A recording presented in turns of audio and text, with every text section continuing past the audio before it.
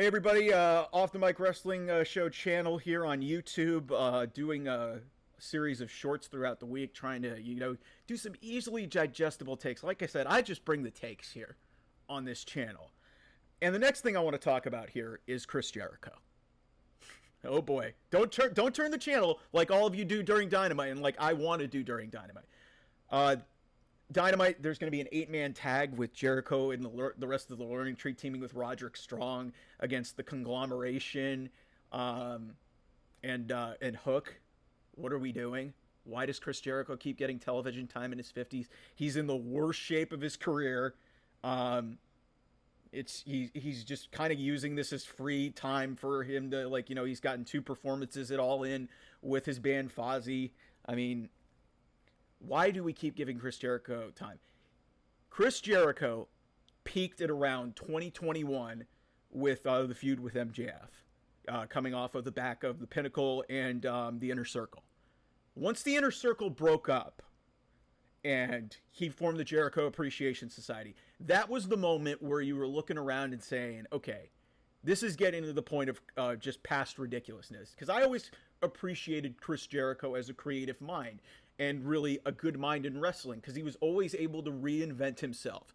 You think about the list of Jericho, the scarf, and all this other stuff, going to New Japan and being one of the, and I give him a ton of credit for being one of the big reasons why AEW got off the ground the way that it did. They needed a big time endorsement from a Hall of Famer like a Chris Jericho. But he has done just about as much damage to his credibility as anybody has in associating themselves with that company. And Tony Khan does not have the sack to tell Chris Jericho to fuck off.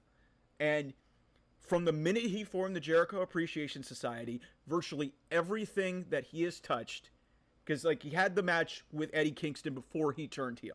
From that moment on, everything that he has done in AEW has been just dog shit.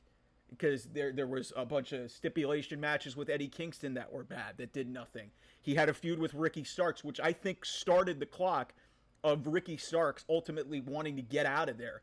Because Ricky Starks has never been able to recover from that feud with Chris Jericho. Adam Cole, his first big program coming back from injury, was Chris Jericho. One of the worst unsanctioned matches I've ever seen in my life. It was so boring. And Adam Cole hasn't been able to recover from that. A lot of that was due to injury.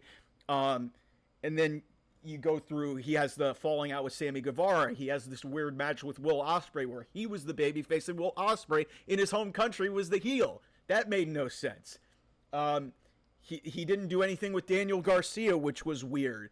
And then he forms the Learning Tree here and drags Hook down with him. And this has gotten to the point where it is just embarrassing to watch this stuff on television, and people will try to convince you that, oh, it's the type of heat that, he's getting heat from the crowd and he's leaning into it. I was like, no, this is go away heat. This is the worst kind of heat you can get in wrestling. And Chris Jericho, it really is a shame. This guy has done so much damage to his legacy, and he needs to go away. He needs to go away for the good of the company. People will tell me, hey, you should give him a benefit of the doubt. He's a legend and see things through. I've seen this thing through for 3 years. It's been crap. Again, he peaked with the Inner Circle.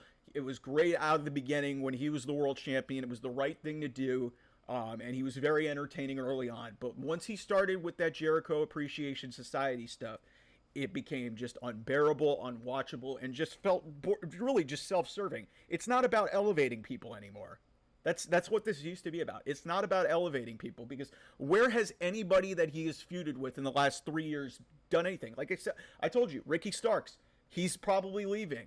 The MJF feud kind of worked, but that was before the JAS and everything. Adam Cole, disaster.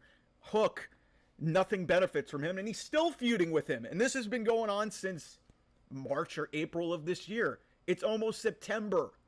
Chris Jericho, leave us alone. Do us all a favor, man. Go on an extended tour with Fozzy. We won't miss you. And maybe when you come back, we'll give you the return pop and finally give you the respect you deserve. But go away.